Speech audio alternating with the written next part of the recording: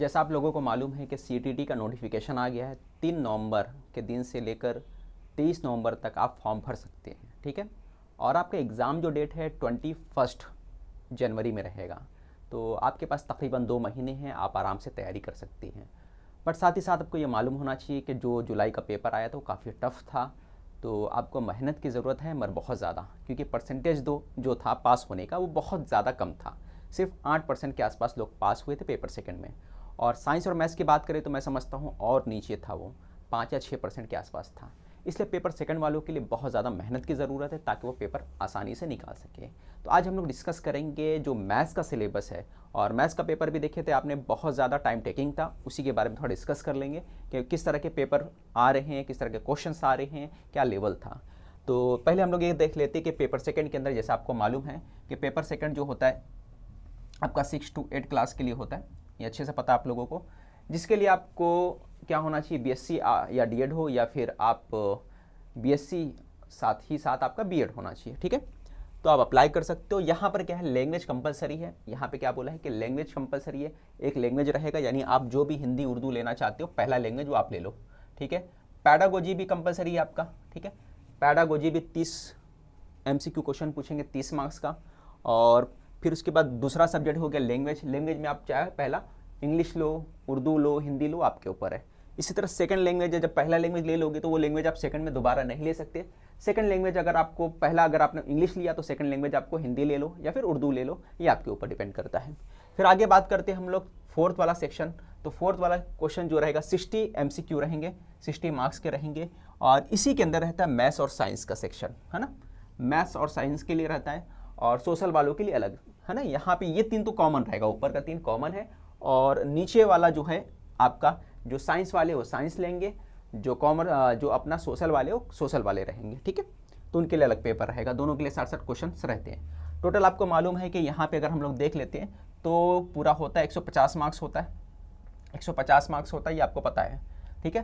तो 150 मार्क्स का जो पेपर आने वाला है ये हर किसी को मालूम है, क्योंकि 150 क्वेश्चन रहेंगे और 150 मार्क्स का पूछा जाएगा, ये अच्छे से आप सभी लोगों को पता है। अब हम लोग मैथ्स के सेक्शन का डिस्कशन करने वाले हैं। मैथ्स का सेक्शन जो है, ठीक है, तो मैथमेटिक्स और साइंस के हिसाब से मैथ्स का जो सेक्शन है, यहाँ पे आप देखोगे 20 मार्क्स का जो रहेगा कंटेंट जो पूछा जाता है वो कितने मार्क्स का रहता है, 20 मार्क्स का कंटेंट पूछा जाता है।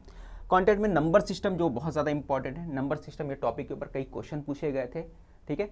और उसके अंदर कई टॉपिक्स थे, जैसे कि नंबर्स के बारे में पूछ लिया, फिर उसके बाद प्लेइंग विद द नंबर्स है, whole numbers, negative numbers, integers, fraction, यानी अलग अलग क्वेश्चन थे। कोई फ्रैक्शन के ऊपर पूछ लिया, है ना, फ्रैक्शन वाले जो टाइप के क्वेश्चंस होते ये क्वेश्चंस पूछ लिया। कुछ क्वेश्चन जो है उसमें जो आप 10वीं क्लास में 9वीं क्लास में पढ़े होंगे, आप जैसा भी आप जो भी बोर्ड वाले होंगे, अगर महाराष्ट्र बोर्ड वाले हैं या एनसीईआरटी जो भी बोर्ड वाले, तो आपको क्वाड्रेटिक इक्वेशन होंगे, लीनियर इक्वेशन, इस तरह के सारे क्वेश्चन आपने किया होगा, ठीक है।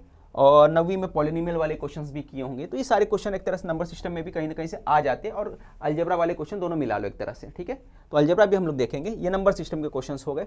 और इंट्रोडक्शन तो ऑफ अलजेब्रा ये भी हो गया आपका। और ratio and proportion, ratio and proportion जो है, यहाँ पे सिर्फ रेशो और प्रोपोर्शन बोला है, बट सिलेबस बहुत लेंदी है, आपको ये समझना पड़ेगा। इसमें कई तरह के क्वेश्चंस थे, ठीक है, सिर्फ रेशो प्रोपोर्शन नहीं। अगर हम बात करेंगे तो एसआई था, simple interest and compound interest, ये भी पूछा गया था पिछली बार, ठीक है, इसके क्वेश्चंस आए थे। तो इसके साथ ही साथ टाइम डिस्टेंस का पूछ सकता है आपको क्वेश्चन, टाइम डिस्टेंस का हो गया। फिर और क्वेश्चन अगर हम लोग बोले तो मैं कई चीज़ें लिख देता हूँ यहाँ पे, एक मिनट, पेन इस्तेमाल कर लेते हैं, पेन।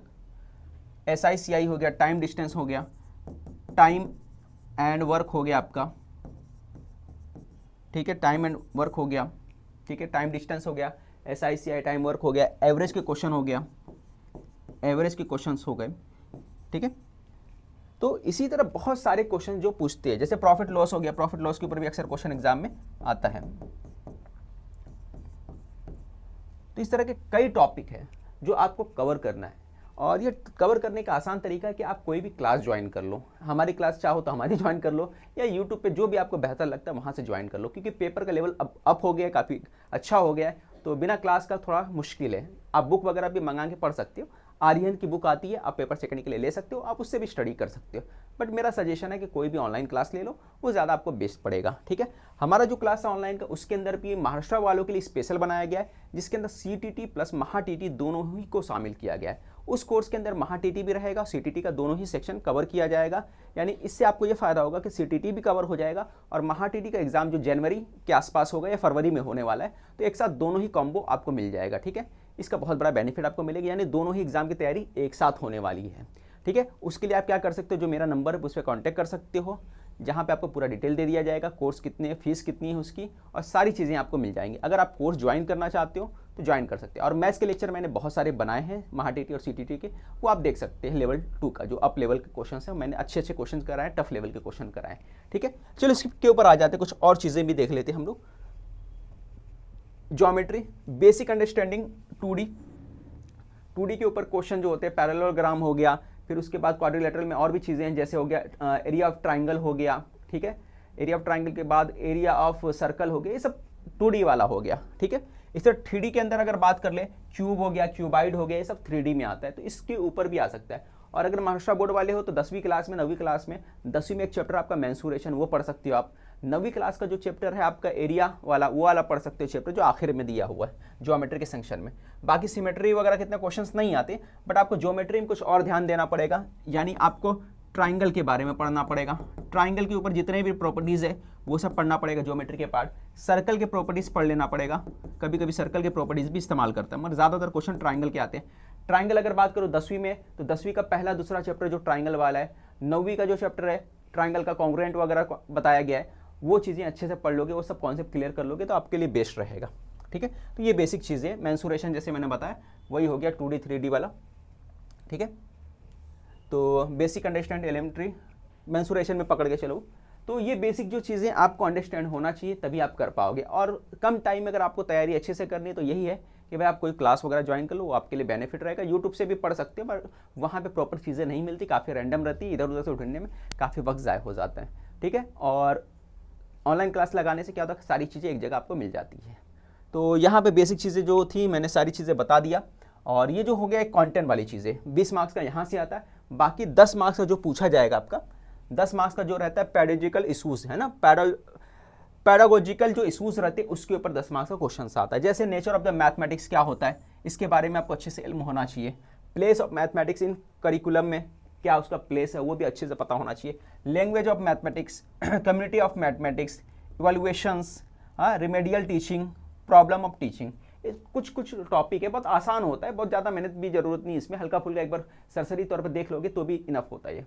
बाकी शुरू वाला जो 20 मार्क्स का सेक्शन जो है वो काफ़ी टफ होता है, ये वाला पार्ट आसान है, ये कोई भी कर सकता है। ठीक है, तो ये चीज़ें आपको मैथमेटिक्स में अंदर अच्छे से करना है अगर आपको एग्ज़ाम में अच्छे मार्क्स लाना है। ठीक है, तो मिलते हैं नेक्स्ट वीडियो में, जल्द ही मैं दूसरा एक वीडियो लाऊंगा आपके लिए। तो तब तक के लिए आपको यही बोलूँगा, चैनल को सब्सक्राइब करके रखिए ताकि आपको लगातार अपडेट मिलता रहे।